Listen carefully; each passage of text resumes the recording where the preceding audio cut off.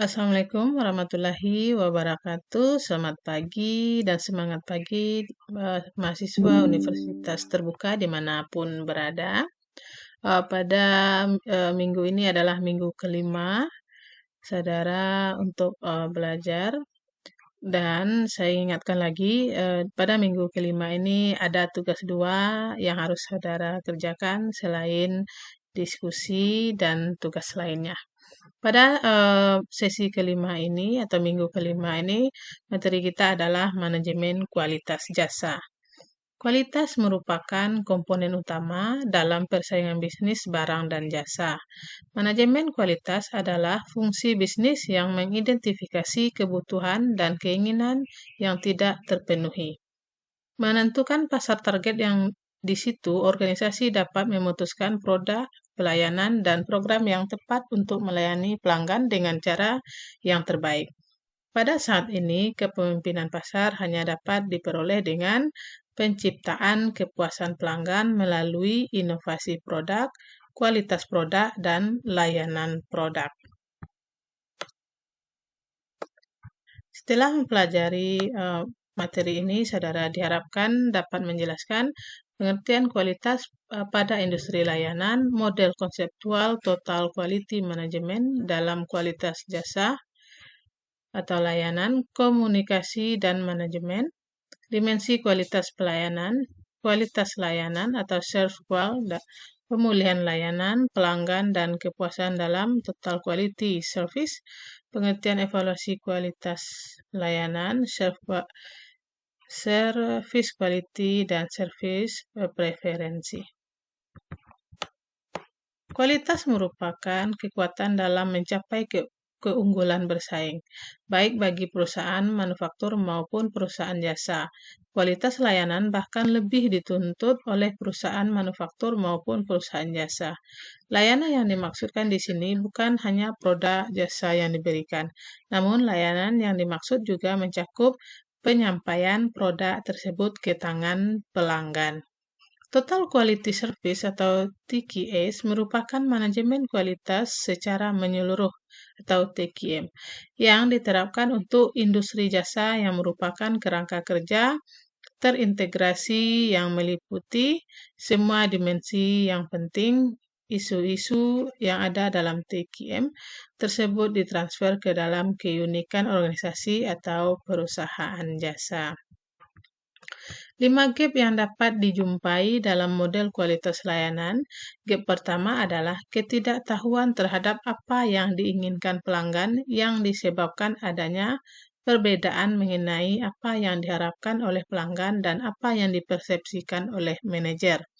Gap kedua adalah kesalahan dalam standar kualitas layanan, yaitu perbedaan antara apa yang dipikirkan manajer mengenai harapan pelanggan dan spesifikasi yang sesungguhnya yang disusun untuk menyampaikan layanan kepada pelanggan.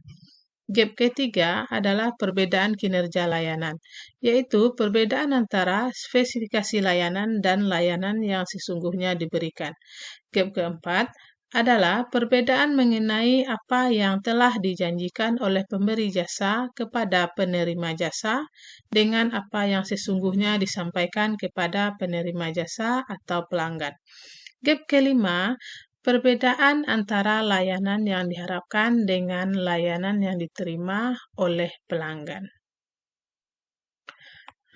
Menurut Grondros 1984 mengembangkan model kualitas layanan dengan 3 dimensi, yaitu yang pertama kualitas fungsional, yaitu bagaimana layanan dilakukan atau dibentuk dan diserahkan kepada pelanggan. Yang kedua, kualitas teknik, yaitu apa yang diterima oleh pelanggan. Yang ketiga, penilaian atau image terhadap perusahaan jasa atau layanan. Menurut Surek Hadar et al. 2001, dimensi penting dalam total quality service dari perspektif manajemen, yaitu komitmen manajemen puncak dan kepemimpinan visioner, manajemen sumber daya manusia, sistem teknik, sistem informasi, dan sistem analisis, benchmarking, perbaikan terus-menerus dan berkesinambungan, fokus pada pelanggan, kepuasan karyawan, intervensi, serikat kerja, tanggung jawab sosial, service scape, dan budaya layanan. Kedua belas dimensi tersebut dapat dikelompokkan ke dalam 3 kelompok besar. Kelompok pertama adalah dimensi manajemen kualitas generik yang berlaku untuk perusahaan manufaktur maupun jasa. Dimensi ini meliputi komitmen manajemen puncak dan kepemimpinan visioner, manajemen sumber daya manusia, desain dan manajemen proses atau sistem teknik, sistem informasi dan sistem analisis, benchmarking, perbaikan terus-menerus dan berkesinambungan, fokus pada pelanggan dan kepuasan karyawan. Kelompok kedua adalah dimensi yang jarang ditemukan dalam literatur namun merupakan elemen kunci dalam total quality management untuk perusahaan, manufaktur, dan jasa. Dimensi tersebut adalah intervensi serikat buruh dan tanggung jawab sosial. Kelompok ketiga merupakan faktor-faktor unik dalam organisasi jasa, yaitu service scape dan budaya layanan. Perbedaan dimensi kualitas layanan antara perusahaan manufaktur dan perusahaan jasa untuk dimensi manajemen kualitas layanan dan manajemen proses. Sedang dimensinya itu manajemen kualitas layanan perusahaan manufaktur itu adalah quality function deployment, host of quality, desain Taguchi, Pokayok, pencegahan kesalahan dan lain-lain. Sedangkan untuk perusahaan jasa, dimensi manajemen kualitas layanannya adalah mencegah kesalahan, gap analysis, critical incident, teknik, dan sedangkan dimensi manajemen proses untuk perusahaan manufaktur itu adalah pengendalian kualitas statistik, pengendalian proses statistik, just in time, Six Sigma quality, dan lain-lain. Sedangkan dimensi manajemen proses untuk perusahaan jasa itu adalah sistematisasi, standarisasi, penyederhanaan, komputerisasi, jaringan kerja, dan lain-lain. Perlunya komunikasi dalam mewujudkan total quality service. Komunikasi non-verbal dilakukan secara tidak nampak seperti gaya bicara, bahasa tubuh, gaya berpakaian, dan seterusnya. Komunikasi yang baik dapat terlihat apabila ada feedback dari pihak penerima pesan. Dalam perusahaan atau organisasi yang akan melakukan perbaikan kualitas harus melaksanakan kegiatan komunikasi ini secara efektif. Tanpa komunikasi efektif, maka perbaikan kualitas tidak dapat tercapai. Komunikasi ini dilakukan untuk mengintegrasikan berbagai sistem dalam organisasi, antara organisasi dengan pemasok atau pelanggan, komunikasi dengan pesaing, pemerintah, dan pihak-pihak terkait lainnya. Komunikasi dalam perusahaan atau organisasi dimulai sejak perusahaan berdiri. Komunikasi tersebut meliputi perencanaan produk, proses, pemilihan bahan, dan penjualan produk. Perencanaan berbagai kegiatan dalam perusahaan untuk pengembangan produk atau jasa baru, dan seterusnya hingga pemeliharaan peralatan atau aset perusahaan. Komunikasi internal ini juga perlu dirasa penting antara manajer dengan karyawan. Menurut Garvin, dimensi kualitas pada industri jasa yaitu komunikasi atau hubungan antara penerima jasa dengan pemberi jasa. Kedua, credibility yaitu kepercayaan pihak penerima jasa terhadap pemberi jasa. Security yaitu keamanan terhadap jasa yang ditawarkan. Knowing the customer yaitu pengertian dari pihak pemberi jasa pada penerima jasa atau pemahaman pemberi jasa terhadap kebutuhan dan harapan pemakai jasa. Tangible yaitu bahwa dalam pemberian layanan kepada pelanggan harus dapat diukur atau dibuat standarnya. Reliability yaitu konsistensi kerja pemberi jasa dan kemampuan pemberi jasa dalam memenuhi janji para penerima jasa. Kemudian responsiveness yaitu tanggapan pemberi jasa terhadap kebutuhan dan harapan penerima jasa. Kompetensi yaitu kemampuan atau keterampilan pemberi jasa yang dibutuhkan setiap orang dalam perusahaan. Kemudian, Competence yaitu kemampuan atau keterampilan pemberi jasa yang dibutuhkan setiap orang dalam perusahaan untuk memberikan jasanya kepada penerima jasa.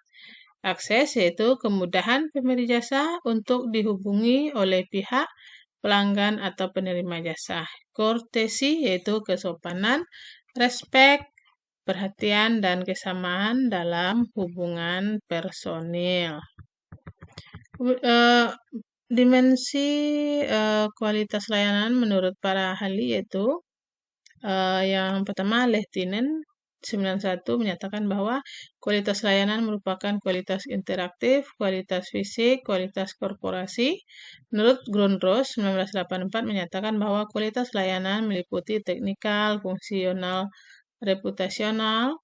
Sedangkan Leblanc dan Nguyen tahun 1989 menyatakan bahwa kualitas layanan merupakan image korporasi, organisasi internal, dukungan fisik bagi sistem penghasil jasa, interaksi staf dan pelanggan, dan level kepuasan pelanggan. Menurut Parasuraman et al. 1988, menyatakan bahwa dimensi kualitas layanan meliputi tangibility, reliability, responsiveness, assurance, dan empati. Menurut Hedwald dan Paltzik 1989 menyatakan bahwa kualitas layanan meliputi keinginan dan kemampuan melayani, akses fisik dan psikologis. Sedangkan menurut Saleh dan Rian 1991 menyatakan bahwa kualitas layanan mencakup keramah-tamahan atau conviviality, sesuatu yang nampak atau tangible, penetraman hati atau reassurance, menghindari sarkasme atau avoidance of sarcasm, dan empati atau pengolah atau empati. Menurut Babakus and Boller 1992 menyatakan bahwa kualitas layanan merupakan satu dimensi. Sedangkan Baumann dan van der Willy 1992 menyatakan bahwa kualitas layanan meliputi keramahan pelanggan merupakan sesuatu yang nampak dan kejujuran atau kepercayaan. Sedangkan Gagliano dan Heathcote 1994 menyatakan bahwa kualitas layanan meliputi perhatian terhadap individu atau personal attention, dapat dipercaya, reliability merupakan sesuatu yang nampak, dan waktu yang menyenangkan atau convenience, dan lain-lain. Oke, mungkin itu pendahuluan untuk materi kita. Saudara, silakan baca semua materi yang sudah disediakan di e-learning. Selamat bekerja, semangat terus, sehat selalu. Assalamualaikum warahmatullahi wabarakatuh.